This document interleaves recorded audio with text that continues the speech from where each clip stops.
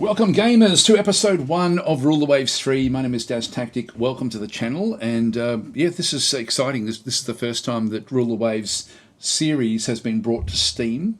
It's being produced by Slytherin, so this is the first time also that there's been a collaboration between Naval Warfare Simulations, who are the developers of the game, and also Slytherin and Matrix, essentially, as the producers of the game.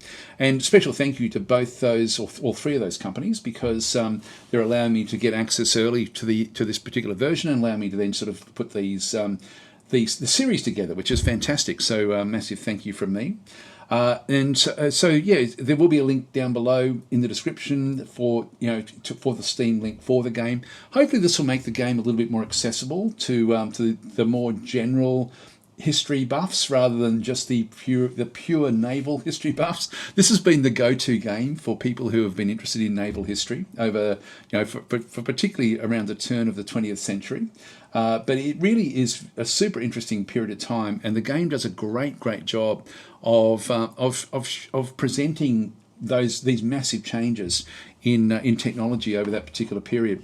I did do an episode 0, and I would strongly suggest that you have a look at that if you're trying to get a bit of a feel for the area and the context of where this game sort of does fit. I don't want to spend too much time in these gameplay videos going through that mindset, and I think the mindset is important. So many of these games which look like spreadsheets, the enjoyment is exponential when you sort of know the context that you're playing in. And in a really in a nutshell, we're playing as the Grand Admiral of a fleet, and as such, we get to present, like we get to basically sort of direct the way that the fleets would sort of then be developed and then deployed, and also then with the fighting as well. We can sort of have some choices there as to how we sort of then conduct all of these different sorts of operations. And over the course of this series, I do want to sort of focus a little bit on specific things for each actual episode. This episode, I want to focus on the starting moves as a beginning player for playing Rule the Waves 3. And so I will be focusing pretty heavily on the sorts of things that would be important to us. Now, again, it's a bit more of a mindset thing. If you don't know much about the naval history of this era, this is the nuclear proliferation technologies of its era. If you've grown up like I have in the shadow of the Cold War, nuclear proliferation, the spying around nuclear secrets and all that sort of stuff is what we're familiar with. In this era, around the turn of the 20th century, sort of like, we're playing in 1890, as you can sort of see down through here. This is the era of the ironclads, and leading up to the dreadnoughts and beyond. And so this game goes from 1890 through to 1970. So we see incredible technological advancements through that period, and they don't slow down, they sort of accelerate. And we've seen massive acceleration in the lead up to 1890. 30 years ago, we're in the age of sail to a large degree. 30 years ago was when the ironclad started to be developed. So in that period of time, we still see some ships with masts and sails, but they're predominantly being now changed, because even like the technology has changed so rapidly. And so the spying operations during this period is not about nuclear things or anything like that. It's about naval technology. Naval technology is where all of the spying predominantly that's where the spying operations do take place. And so even if you read books like, for example, Sherlock Holmes, you'll often sort of find that they're talking about the Foreign Office or the Admiralty, places like this, and quite often in the Sherlock Holmes books, I forget who it is. Is it Irene Adler or someone who is sort of is suspected of spying for the Germans, and again dealing with naval aspects. And I think it is from memory. It's been years since I've actually read Sherlock Holmes, but it's but. This is the era where naval technology is everything, and so spying is vitally important. Now, we saw in episode 0, I did a bit of a summary as to we're going to be playing, of course, as in the Mediterranean here as Italy.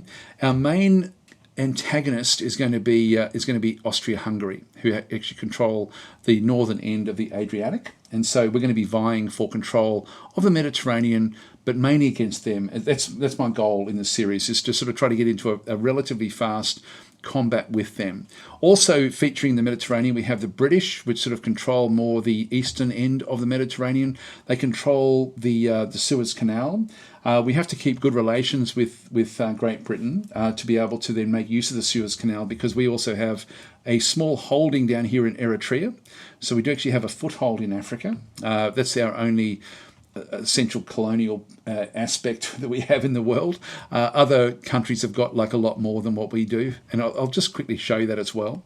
We also have like a lot of independent areas that that we can possibly influence during the course of this particular Let's Play series. It'll be a Let's Play / tutorial.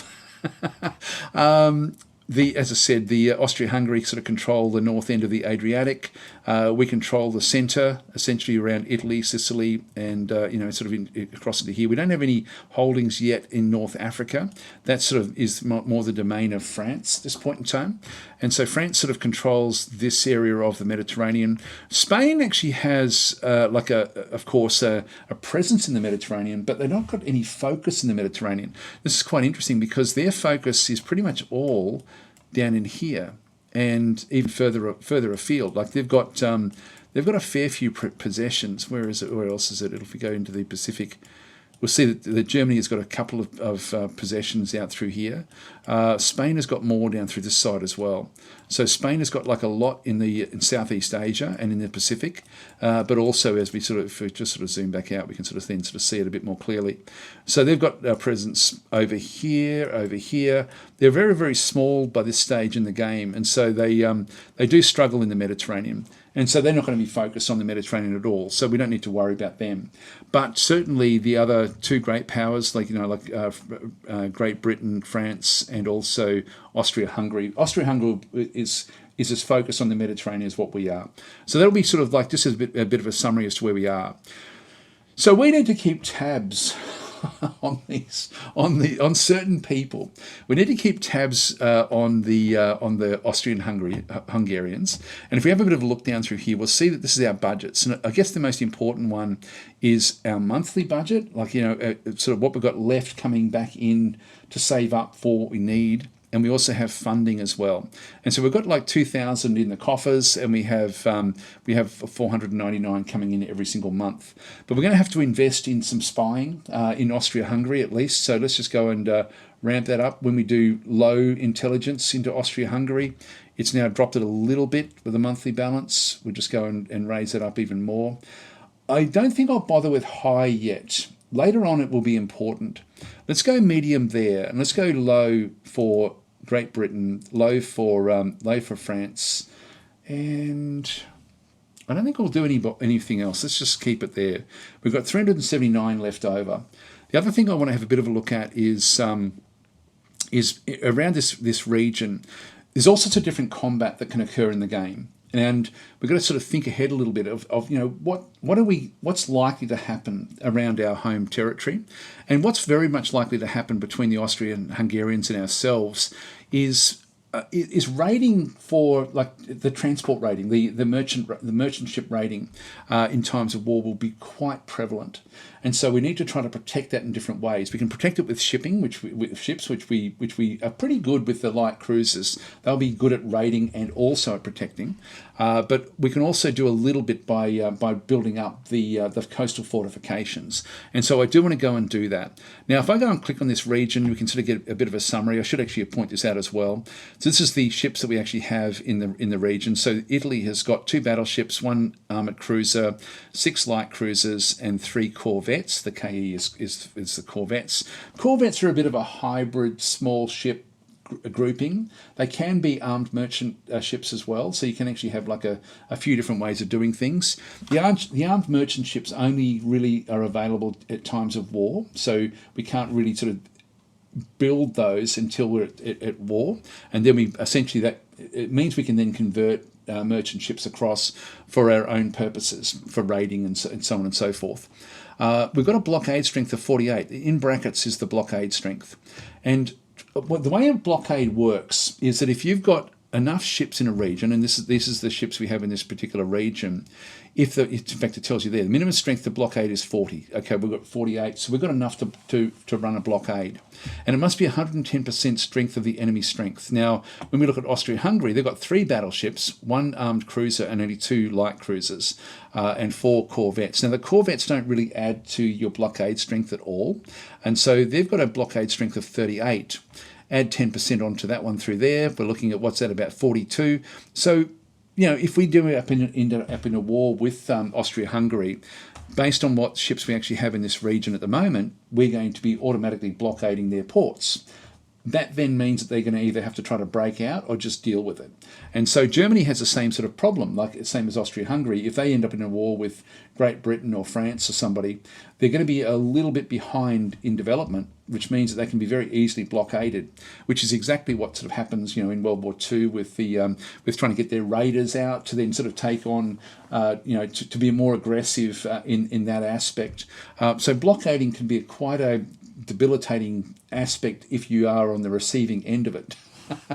It sort of gives victory points. It stimulates victory points every turn, which we'll see as we get into the actual game itself. But it's worth just knowing these are the sorts of parameters we have to be mindful of when we are thinking about how to play as Italy versus Austria-Hungary. Back in through there. Anyway, spying is under control. Let's now putting coastal areas back in. I don't think it tells us coastal details there at all. It does give us an idea of what possessions are owned by everybody. So Dalmatia, for example, is an area that is controlled by Austria-Hungary, and then we've got Austria-Hungary itself. Now, any of the possessions that aren't the core area of the country can be looked at for invasion initially, and then you can sort of eventually get to the actual core country itself. But this is something that we won't worry too much about that one until we actually get it into war. If we go across to, across the top, we've got ships in service, ships under control. Submarines won't really be prevalent at this early part of the game. Coastal fortifications, we can see through here, we've got if we look at the east coast, we've got the east coast is very, very light on. The west coast is around Rome and that side of things, around towards Corsica and Sardinia, has got a fair bit. These are all 6-inch coastal batteries, but along the Adriatic, which is really where we're going to be sort of facing the Austrian Hungarians to a large degree, we've got very limited presence there. We've only got a couple of 4-inch gun batteries. So let's go and add in some more batteries there as well with our spend. And so what we can do through here, there's different ways we can actually push these in. Now, I think if I right click here, there's nothing else I can do there with this particular screen. No ships sunk. Area overviews, this we'll get back into this one later on. We won't be dealing with this one all that much for our particular run, but the base overview, we can actually build coastal batteries directly from this particular screen, and you can see there that the Italian east coast has only got two batteries, which isn't really good enough. Now I can just on this line, so what it actually does, I should explain what this actually does do. You've got the basic areas, like the Mediterranean is the area that we're dealing with. Inside the Mediterranean, we've got the Italian west coast. The Italian west coast consists of a whole lot of different ports which we control. Now, if I right-click on one of these ports, I can do things, for example, like build or expend an airship base. Now, we don't actually have really the technology. We can build ahead for this. I'm not going to worry about it, but that's something we could actually go and build directly at Taranto, for example. And it's funny, I thought that would be more East Coast. Anyway, the West Coast, so Taranto is actually considered to be West Coast. Then we've got, as we come back down, you can see Sardinia has got a couple of ports. Sicily has got 4 ports. And the Italian East Coast has got 4 ports down through here and 2 batteries. And so what I think we might do is just raise these. Now, if I go to the ports again and right-click on these, we can build the airship base. If I go and right-click on the region, so the East Coast, I can then either improve the naval bases that are there or build fortifications. So I'm going to build the fortifications in through here. And so the ones I'm going to be building in this region are the Italian East Coast. I'm just going to go to a 6-inch gun battery. Now, if I go to that one there and select it, you can see there the cost, monthly build cost is around about 400. It does vary a little bit. Build time is 6 months. If I go if I go from 4 inches through to 6 inches, it's 6 months each time. If I go from 7 and 8, it's 8 months to build these, and 9 or 10, it's 10 months. So 6 inches is sort of like a nice little quick way of sort of building up a reasonable presence in that particular region. Another way we can do this is to cancel that and just go down the bottom here, build fort or base. So if I click on build fort or base, I come in with the same sort of deal. I just have to tell it where to build. In this case, the Italian East Coast, 6-inch gun battery. We'll just build one of them because that's already going to be sort of stretching our monthly budget. Just click on OK. And if we go back to the coastal fortifications, we'll then see that the Italian East Coast has one being built. 6 months' time, that will then be constructed. We've got about 60 left over, so we are doing that a bit more cheaply than what it anticipated. And look, at this stage, I think that's all we need to do for this particular turn. I don't really want to be sort of rabbiting on too much about specific things. Let's just see what the game presents us. We'll just go back to ships in service, and we'll end our turn here. There's nothing else I really need to worry about.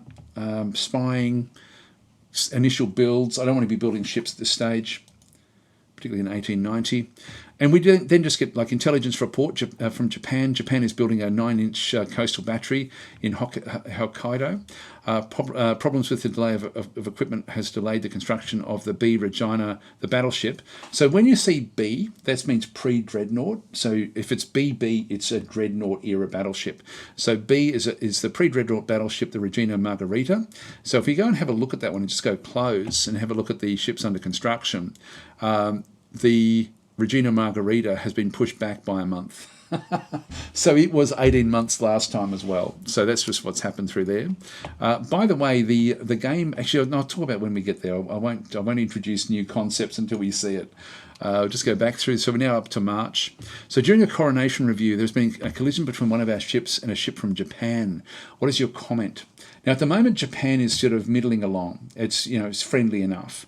And so when we hover over these different things, you can see there the first of these summaries in through here.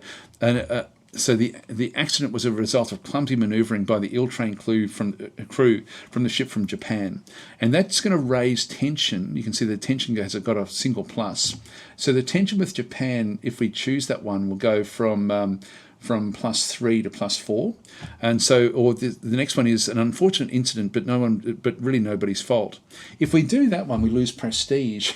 So this is one of these sort of situations where, as the Grand Admiral of the fleet, we've been asked to comment essentially for the papers or whatever it might be, and depending on how we respond, there's going to be repercussions.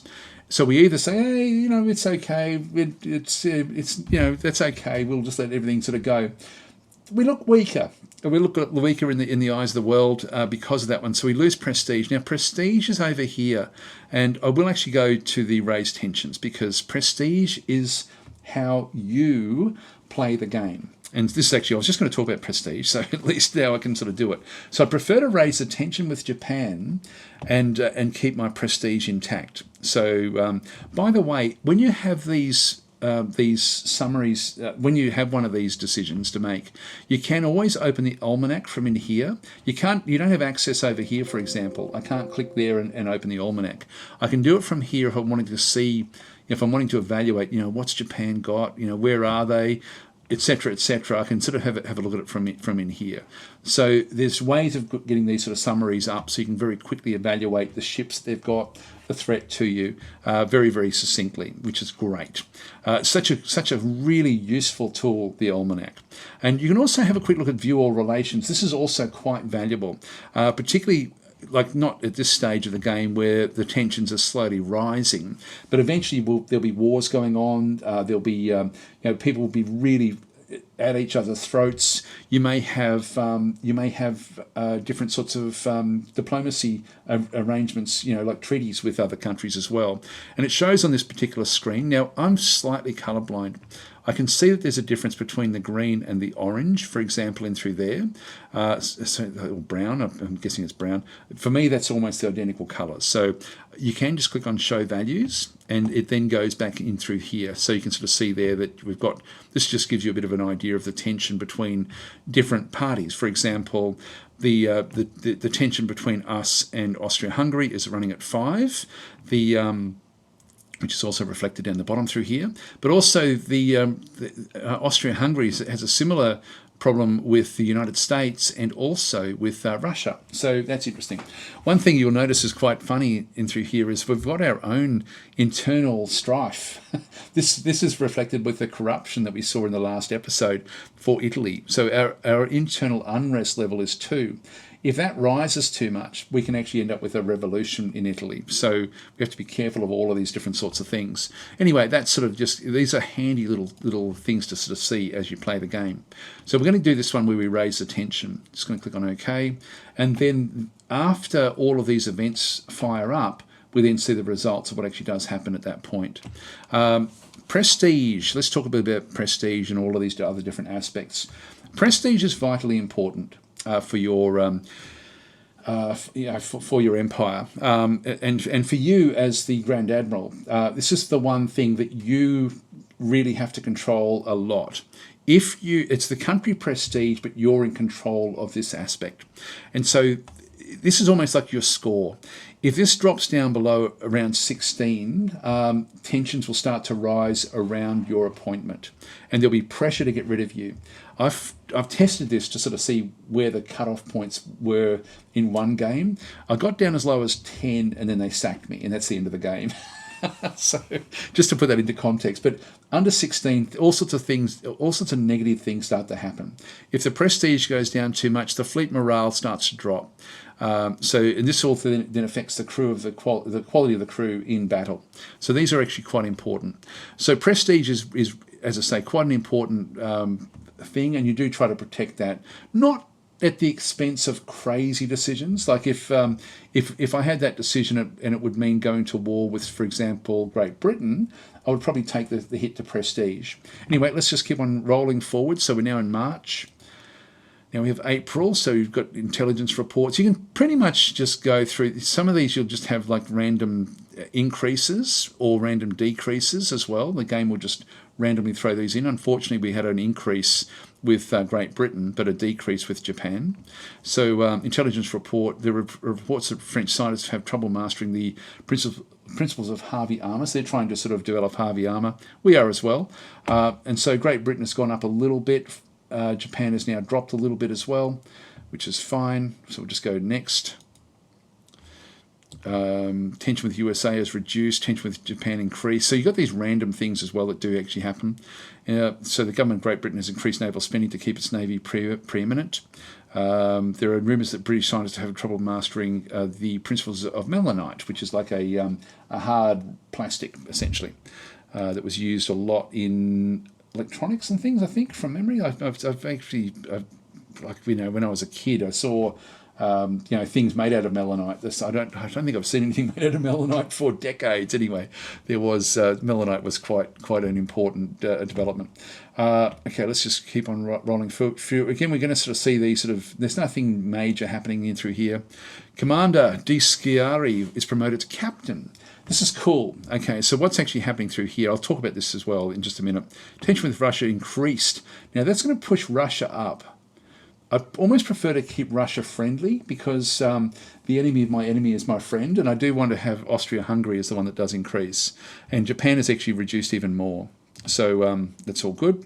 So over a couple of months, Japan has been reducing. Now, the captains. Let's have a look at the captains. So you can see there that there's different sorts of captains and commanders that show up in through this other side. And if we go to the officers, we can see them in through this side as well. Now, because we've sort of got like a bit of a corrupt country, quite often the Italian captains will also be subpar. Now, we've had one that was just promoted, so DasTactic. He doesn't actually have anything going. Now, by the way, I've changed my preferences to show English rank names. You can have it turned off to show the Italian, but I don't know the difference. So I have actually changed that one, just so that you're aware, so I can see the difference between captain and commander. Commanders can't command battleships. They can command cruisers. Battleships have to be commanded by captains, but we don't know how good these captains are yet. We don't know their abilities or special abilities just yet, but that will come later on in the game. Let's just go back to the service in through there. Just keep on rolling through these. Finished construction of the 6-inch coastal battery in the Italian east coast. Now I'm going to build another one of those. I think we'll find out in a minute with our monthly balancing through here. Okay, so there's been an internal upheaval in southern Korea. Japan is apparently sending a force there, ostensibly to restore order, but is likely to have far more reaching plans. What do you recommend? And so this is one of these things where Japan is actually fairly friendly with us. Again, we can view the almanac if we wanted to. And so we can sort of just say we should issue an ultimatum and demand that they back down. That's going to raise the tension dramatically with Japan if we do that. Or we should push for an international force to thwart their expansionist plans. And this is going to raise tensions a little bit. Or we should not risk raising tensions over such a trivial matter. And that's going to have no effect whatsoever. It's sort of outside of our worry zone. So I think we're just going to do the last one. We're not losing prestige by going, hey, who cares? You just do what you like. So we'll just go click on OK. So they have actually, Japan has now taken over control of southern Korea. And so if we have a bit of a look at that one, it'll now zoom to that location. Oh, it's raining heavily here. Okay, so that's just the summary. We just click on OK. And we can now see that Japan now controls this region of the map. So if we were playing as Japan, that would have come up as an event, and then we can decide how we actually then respond to that event. And of course, this is where they've got like a high presence. You can see there that Russia has got 1 corvette, but Japan has got 2 battleships, a whole lot of cruisers, and so on and so forth. So they've got like a presence in the region. I'm hoping that at some point we're going to get the same deal over here in the Mediterranean to take over some of these potentially. But then that could raise tensions with all sorts of different people.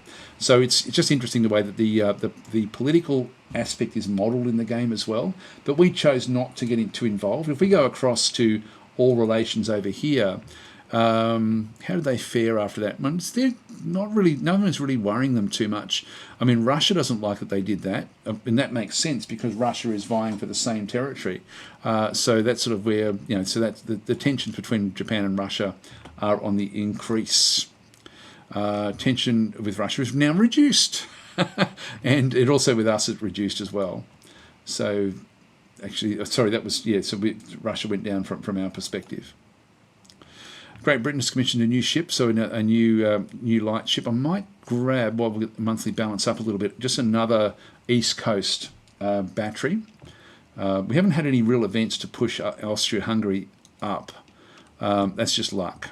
So let's just go back across. We'll build a new fort or base on the Italian East Coast, and 6-inch gun battery again. Just click on OK. I want to get some technology before I really start to sort of do too much with my ships. Okay, so here we go. So Commander Navari Commander means basically able to command a cruiser or lower, has been shown himself to be of average ability, which is actually, for Italy, is actually good. In terms of, as I say, with the corruption, etc., etc., I don't mind average commanders at all. Tension with Russia is reduced again. Okay, that's interesting. So it's gone down now twice. So it's come back down to quite nice levels. Let's just keep on going forward. You've been asked for an interview which nation you see as the most likely enemy in a future war. What is your answer? It does drop off the back end of text, I noticed, and I think there must be like a panel there that's not supposed to be there. But anyway, it's or this maybe just sort of doesn't extend quite where it's supposed to. But anyway, that's you can get what it's trying to say. So we're prepared to fight a war against. By the way, I should point out this is version 0.09.202. This is not the release version. So these things hopefully will be fixed by the time you guys get the game. There is a link to the Steam. It's a Steam link down below. Anyways, if you are interested. I don't know if I can get that into my Nexus game store, but anyway, I'll see how I go. So we're prepared to, so this one here, we must be prepared to fight a war against any opponent. This one will actually mean that we end up with more money coming in, so the government will think, oh, gee, okay, we'll give you a little bit more to spend on the Navy, and also the tensions with Austria-Hungary will rise. So the next one down is I don't see any risk of war in the near future. That one is going to have our budget, prestige and tension will all drop. And we don't want that. We actually do want to be really pushing up the problems with Austria-Hungary. We want to get to a war as fast as we possibly can, because at this early stage of the game we have an advantage over them. That's going to diminish over the course of the game. So it's without doubt, and so this one in through here, budget will go up and tension will go up. It's without doubt, and so we've got like most likely enemy in a future war. So I'm just going to put Austria-Hungary in there. So this one here is going to have the budget and the tension will go up with Austria-Hungary specifically, and that's what we want. So we're just going to go and click on OK. Otherwise, that would be sort of against everyone, and we don't want that. Just click on OK. So Lucasino has average ability. That's all good. And so now we're going to have a bit more money coming in. So we've got a little bit more to spend per month, and the tensions have now raised up to 6 with Austria-Hungary, which is what we want. So with this one now, with the monthly balance, I'm not going to build anything else. I'm tempted to start to build another light cruiser, but I think I'll just leave that one go. Let's just keep on playing a little bit until we just see if we can sort of push this one up a little bit higher. Because at the moment, I'm thinking if you watched episode 1, you're not really getting a feel for the game much. You're just getting a bit of a feel for the turns. And so, yeah, this is a boring episode. I will say that one up front. The government is concerned about tensions leading to war. You've been called to give advice. What do you recommend? So again, we should call for an international disarmament conference to reduce tensions. The cost of that one is budget goes down and tensions go down. If you want peace, arm for war, we should spend more on the Navy. So this one here, the budget and tension both go up. Or we should safeguard our interests by negotiating an agreement with. And so if we then go and have a bit of a look. And so I think we might go with Great Britain because they're a little bit raised. And if we just click on Great Britain and hover over this one, if you're not seeing it there, we should safeguard our interests by negotiating an agreement with. Let's go that way, I think. Just click on OK. I don't know if it's going to do it. So treaty negotiations with Great Britain bogged down, so that didn't go anywhere. Yeah, so we were trying to get some... probably we should have gone with something like Germany in hindsight. So I thought we may have had other events that might sort of lead to something else in through there. Great Britain is spending more on its navy again. So Russia has laid down an armed cruiser, another armed cruiser through there. Spain has commissioned a battleship. And that's all okay. Just click on OK. We're now in December of 1890. Colonial crisis, good, with Austria-Hungary has arisen. You're asked for recommendations. What is your advice to the government? So, again, we don't make the decisions. We just basically say, hey, we recommend you do this, and then that can have an impact. Now, we're still a long way off war with Austria-Hungary. We must safeguard our interests, and if it leads to war, we must prepare to fight it. So this is going to go budget, prestige, and tension. That's the one we want. Best to avoid a fight. This is budget and tension go up a little bit. We're not ready for war. Well, we are ready for war. Prestige and tension go down, budget goes up. Let's go to the top one. That's the one we want. Click on OK, and that's going to then move this one up close to that line. The line is warfare. Not seeing much else happening in through that side. We'll just go and close this. Now we've got our budgets now have gone back up. You can see that we're now in the yellow with Austria-Hungary. It's now 9. One more and we're at war. Let's just see if we can play. We're now in January. We've played now a full year of the game. And we want to sort of, like you can see there, that we haven't had much impact yet with spying. It's still all sort of happening. So they're not fully operational yet. It does take time to build these up. But that's where you can see that at France, they're already operational. In Great Britain and in Austria-Hungary, the spies are still becoming established. We might ramp up a little bit with Russia, and sometimes USA can pick up some tech as well. Let's just see what we can find. So that little asterisk just means that we are still building up. So we'll just let that one sort of develop, and then we'll try to get some information. At the moment, we should start to get information from France about what they're doing. Let's just do a couple more turns. So here we go. This is going to lead to war, and then in the next episode, we can then start to prosecute the war. A major foreign policy crisis has erupted with Austria-Hungary. What is your advice on how to handle the situation? If war is to come, it might as well come now, and that's pretty much what we want. So budget, prestige, and tension. You can see our prestige at the moment is 21.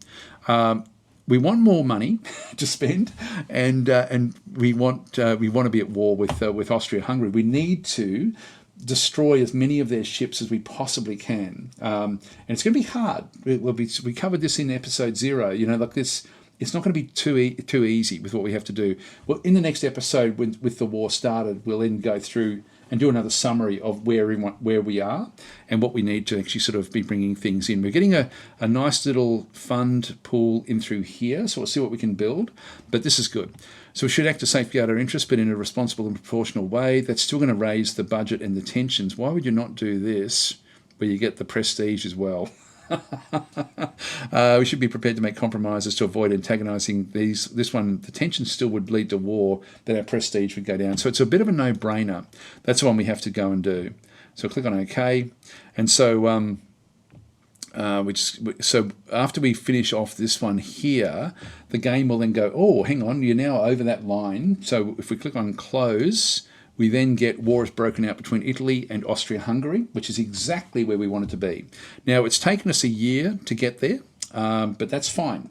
Like quite often it can take many, many years to actually sort of push your government in a way that gets you to what you need to be doing. And in our case, we need to be at war with Austria-Hungary so we can then try to diminish their fleet. We also have an advantage over them at this stage in history. We don't actually, down the track, it's going to change. So let's just go and click on OK. And there we are. We're now at war. Now, what we'll see is, one thing I'll sort of show in this instance is just take note that it just says the word war. It doesn't say anything else. We should get, at some point, if we click on the Mediterranean, it's still 38-48. So the enemy blockade strength for Austria-Hungary is 34, actually. So we do actually have the advantage. It'll take us a month or so to set up the blockade, and then we'll be in an automatic blockade situation because we're vying for this region of the world. This is the map region, so you can see through there, like we've got the Mediterranean with what ships we actually have available in those particular locations. But we'll go through all that in the next episode. So at least we got to war, and these little intervening times, when you first start the game, I'm mindful of my monthly budgets. I'm sort of just looking at those. I don't want to spend too much, but I still want to get development happening. I do want to protect the what I consider to be the main area of battle, which is going to be in through here. I was tempted to start to build up more of like an armoured cruiser, for example. I think that would be quite valuable for us. We may do that in the next episode. We'll have a bit of an evaluation of the two different forces and have a really close look in the next episode. And then we should be starting to get some combat as well in the next episode. So stick around. Please consider liking and subscribing if you do like this sort of content. But this is an amazing game in terms of what it does model and the simulation that it does actually present for you. So I hope you're going to enjoy what's going to be coming. But this actual episode was a bit of a spreadsheet episode, but we have reached the objective we were looking for, which was an early war with Austria-Hungary. Thanks for watching. I'll catch you next time.